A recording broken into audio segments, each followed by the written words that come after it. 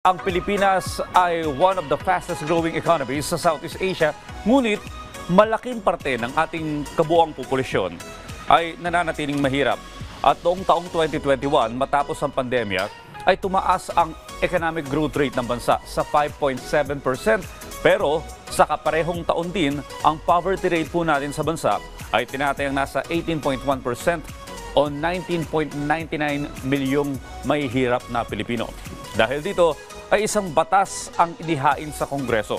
Ito po yung tinatawag na Poverty Reduction through Social Entrepreneurship o Present Bill. Paano nga ba ito makakatulong na mapababa ang kahirapan sa bansa?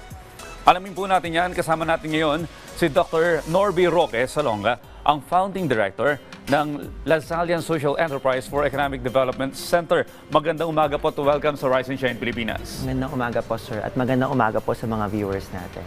Alright. Well, kapag pinag-uusapan po ang entrepreneurship, pagnenegosyo, ito po yung something na ang ating bansa ay makakapag-move forward o lalago ang ating ekonomiya.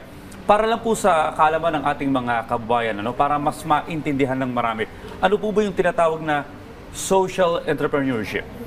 Okay. Kapag pinag-usapan natin ang konsepto ng social entrepreneurship, lagi nating binibigyan pansin na ito ay negosyo na may puso. Ang karaniwang negosyo, ang pangunahing layunin niya ay kumita lamang.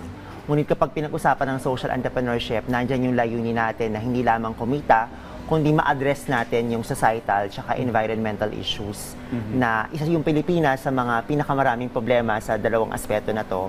Kaya napaka-importante na yung konsepto ng social entrepreneurship ay sulong talaga natin, hindi lamang dito sa Metro Manila, kundi sa buong bansa. Well, Doc, ano po ba yung mga nilalaman ng present bill? So yung Poverty Reduction through Social Entrepreneurship Bill ay sinusulong ng coalition, ng present coalition, na organisasyon ng mga social enterprises, resource institution, educational institution kung saan ako nanggaling like sa pamantasan ng De La Salle.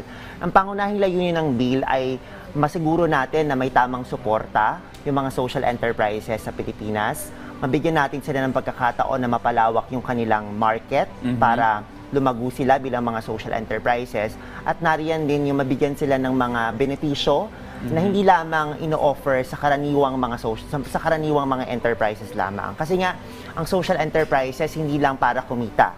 Sabi ko nga kanina, nandyan yung environmental tsaka yung social na bottom line sila.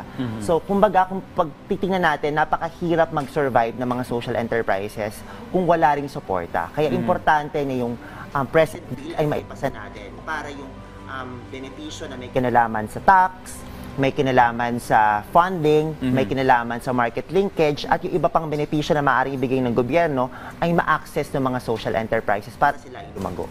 Alright. Ano po ba yung pinagkaiba nitong present bill sa mga existing na batas natin na nagbibigay suporta din doon sa mga maliliit na negosyante? Okay. Nire-recognize po natin yung mga iba't ibang batas na may kinalaman sa MSME, sa microfinance, sa kooperatiba. Magaganda yung mga layunin nila.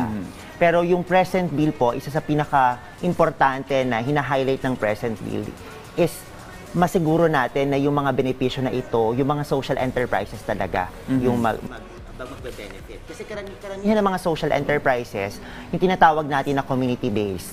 Karamihan sa kanila ay ang mga may-ari talaga ay mga komunidad. Mga social enterprise na ang pangunahing layunin ay matulungan talaga yung tinatawag na marginalized communities. Kumbaga, kung mabibigyan natin ng pansin itong present bill na ito, magkakaroon ng social enterprises na tax benefits na hindi karaniwang binibigay sa mga enterprises.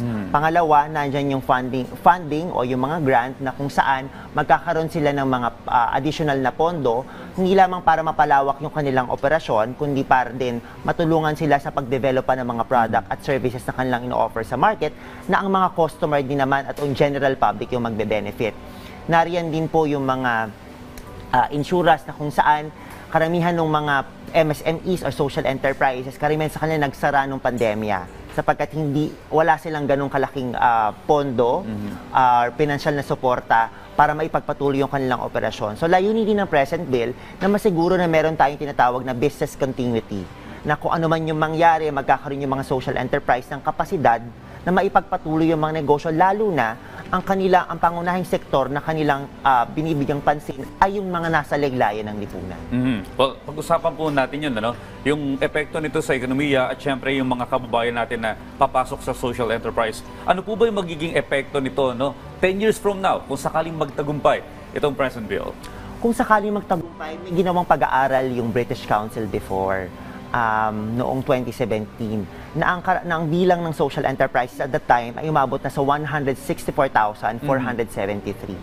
Ang present coalition bilang isang koalisyon ng mga institusyon at social enterprises, maglalabas kami ng updated na pag-aaral na ilalabas namin sa susunod na taon at makita natin dito kung gaano na lumago hindi lamang yung bilang, kundi yung contribution ng mga social enterprises sa social, economical, at environmental na issue ng bansa.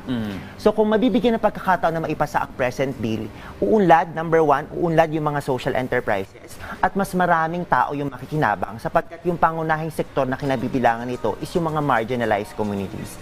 Pangalawa, nariyan din yung magkakaroon din ng pagkakataon ng government na makapagtrabaho hand-in-hand with the social enterprise sector. Karaniwang kasi kapag pinag-usapan natin yung procurement, ang karaniwang nakakakuha ng mga procurement projects ng gobyerno yung mga malalaking korporasyon, di ba?